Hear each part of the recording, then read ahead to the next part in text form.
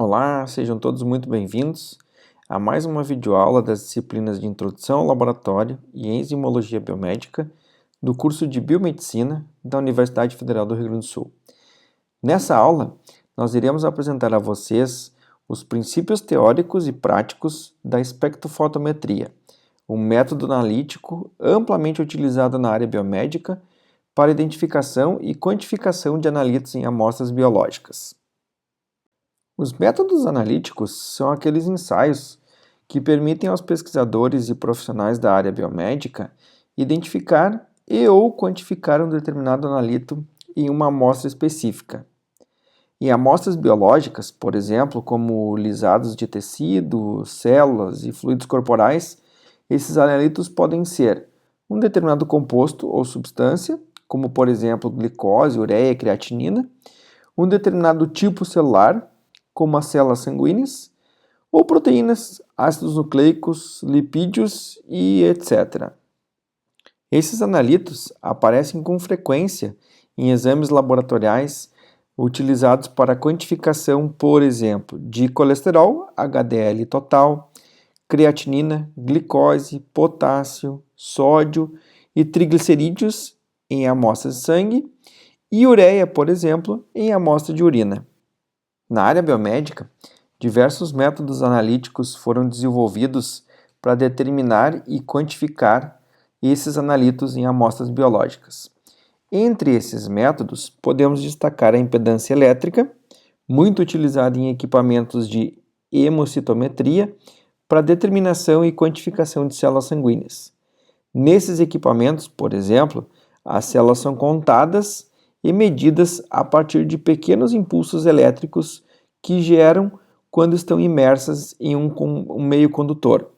Essas células são orientadas em um fluxo laminar e interceptadas uma a uma, por uma corrente elétrica, a qual quantifica o número de células, bem como identifica o tipo celular analisado.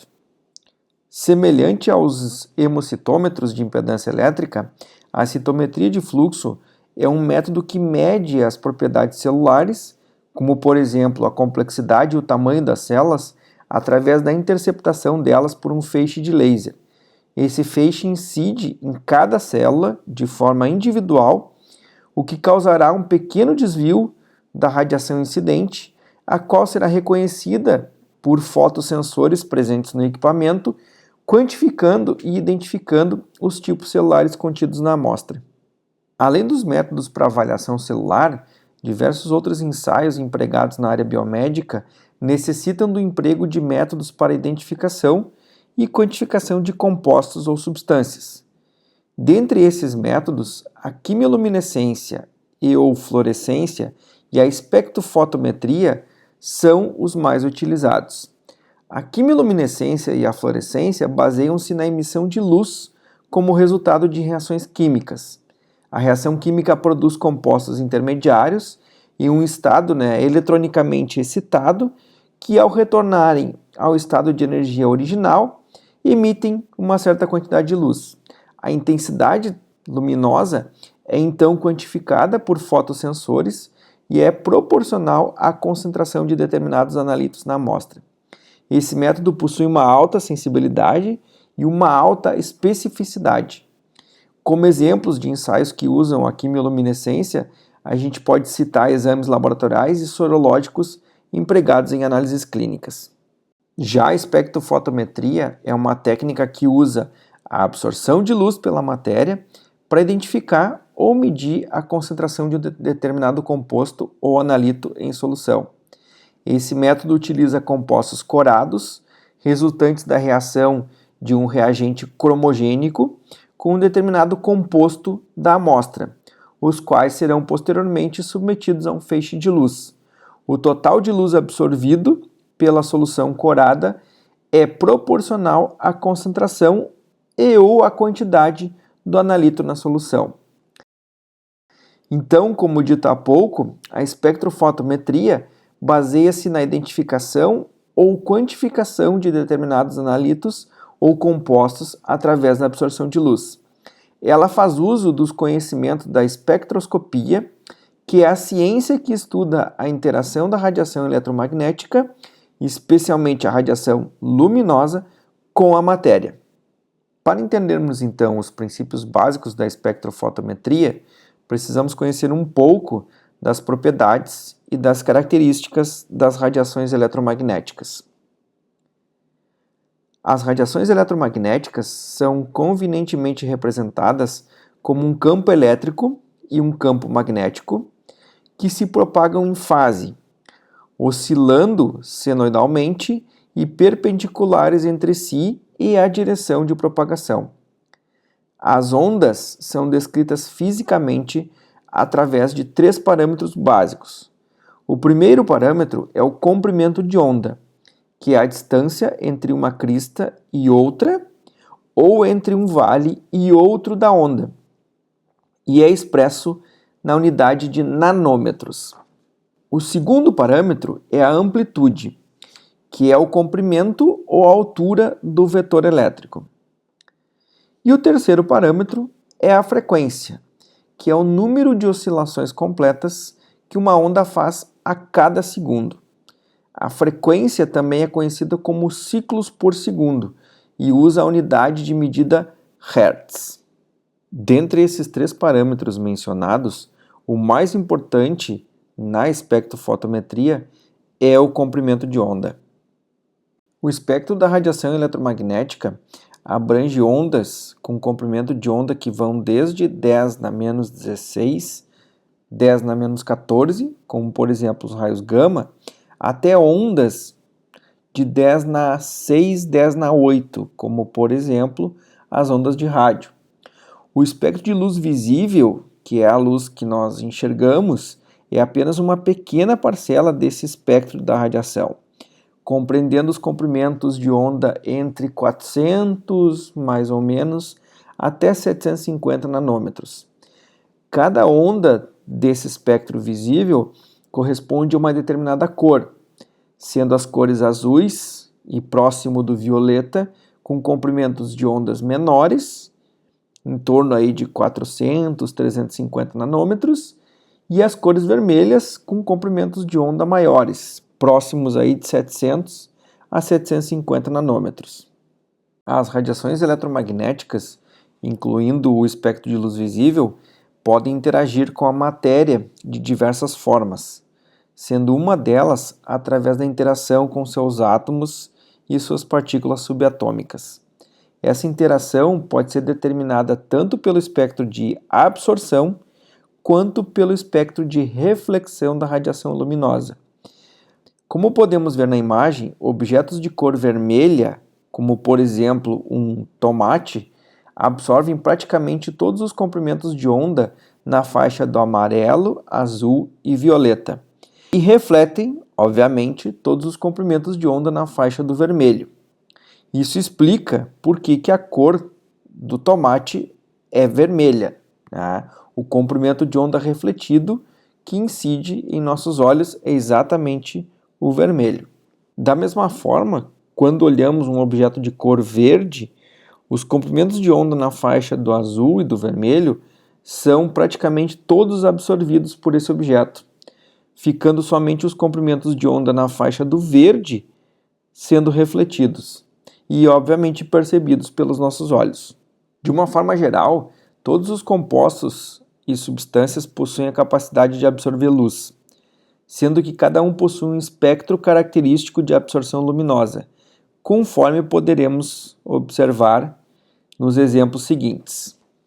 As clorofilas e os beta-carotenos são pigmentos fotossintéticos presentes em plantas.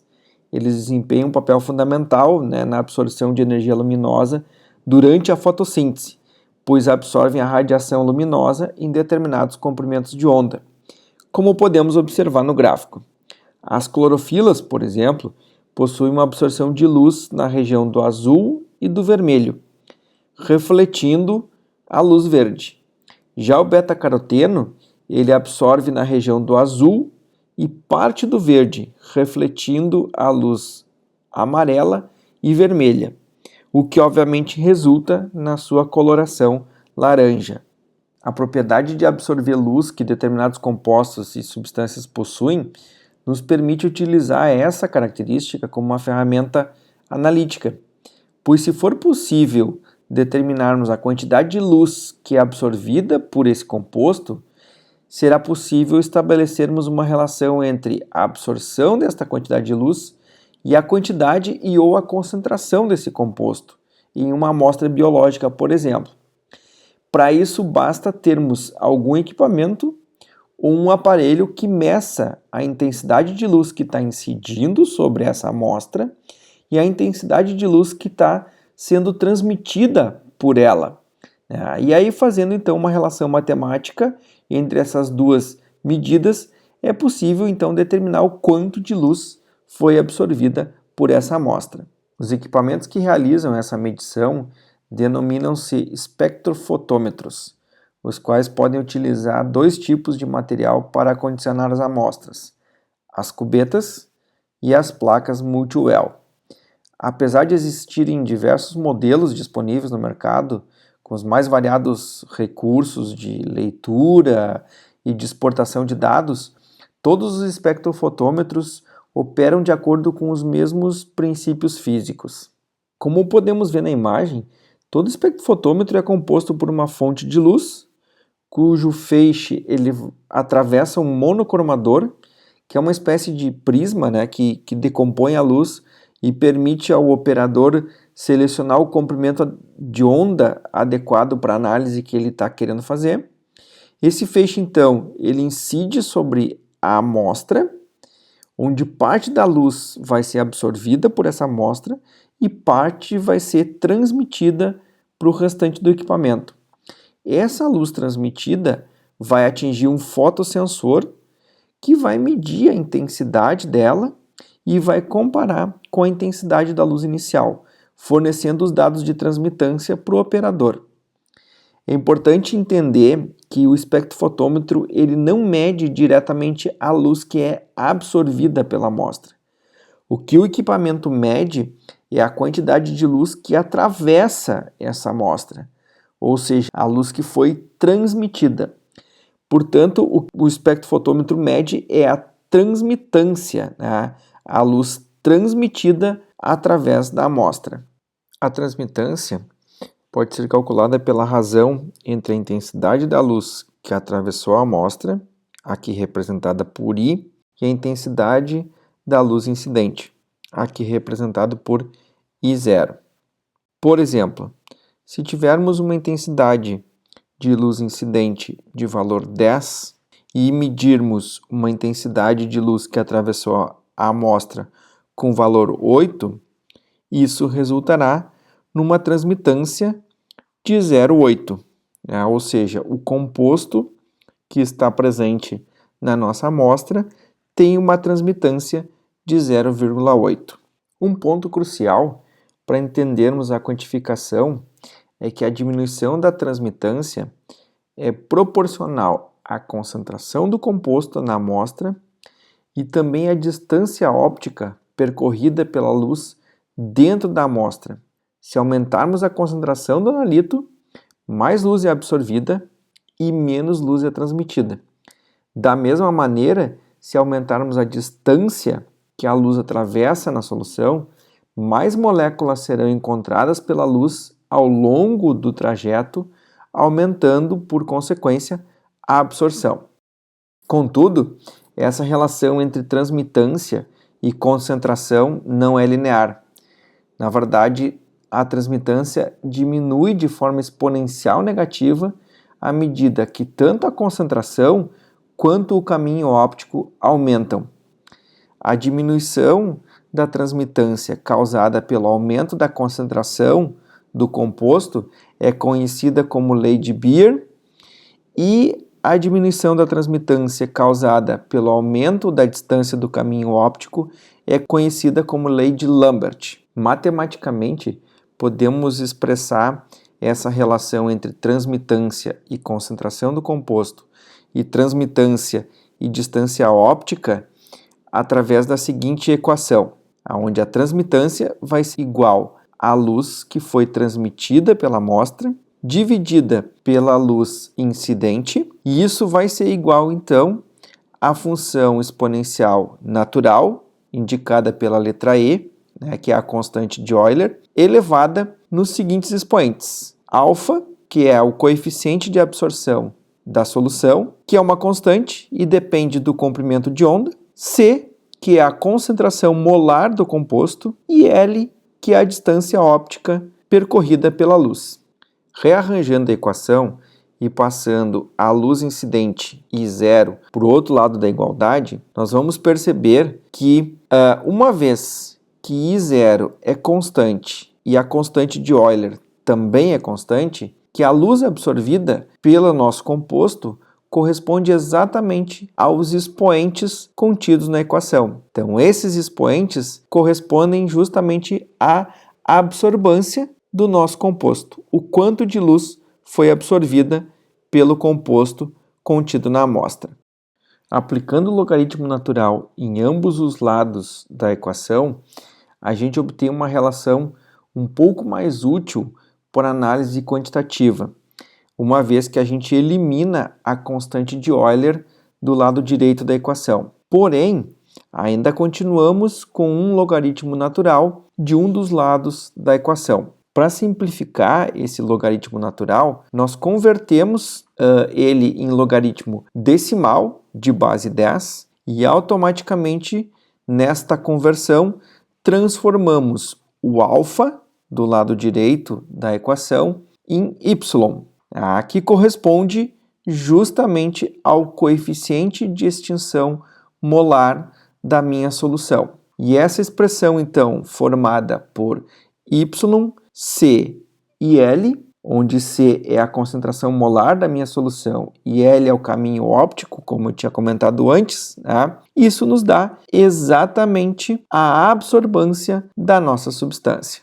Assim, a gente chega na famosa lei de Lambert-Beer, onde a absorbância é igual ao coeficiente de extinção molar da minha substância, expresso em litros por mol por centímetro, ou litros multiplicado por mol na menos 1 multiplicado por centímetro na menos 1, multiplicado pela concentração do composto em molar, multiplicado pela distância óptica em centímetros que a luz percorre. Observe que a absorbância ela é diretamente proporcional à concentração do meu composto e ao caminho óptico por onde a luz percorre. Como na maioria das medições o caminho óptico é mantido constante, por exemplo, em 1 centímetro, a absorbância passa a depender apenas da concentração do nosso composto ou do nosso analito. E aí essa relação ela se torna linear, tá? Ao contrário da transmitância, que a relação era exponencial negativa. Nesse caso, a absorbância acaba se tornando uma excelente ferramenta analítica e quantitativa. O modelo teórico prevê que, ao medirmos diferentes soluções com concentrações crescentes e conhecidas do meu analito, obteremos uma reta quando plotarmos a concentração versus a absorbância. E a observação experimental acaba confirmando essa linearidade, desde que respeitemos as condições experimentais necessárias para mantermos essa linearidade, como, por exemplo, o uso de soluções diluídas. Essa relação linear entre a concentração de um determinado analito e sua respectiva absorbância permite estabelecermos uma relação matemática entre essas duas variáveis. Essa relação matemática denomina-se curva de calibração ou curva padrão. Existem duas maneiras de calcularmos a curva de calibração.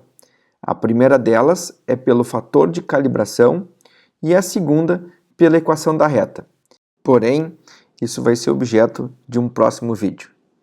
Até mais e obrigado por assistir.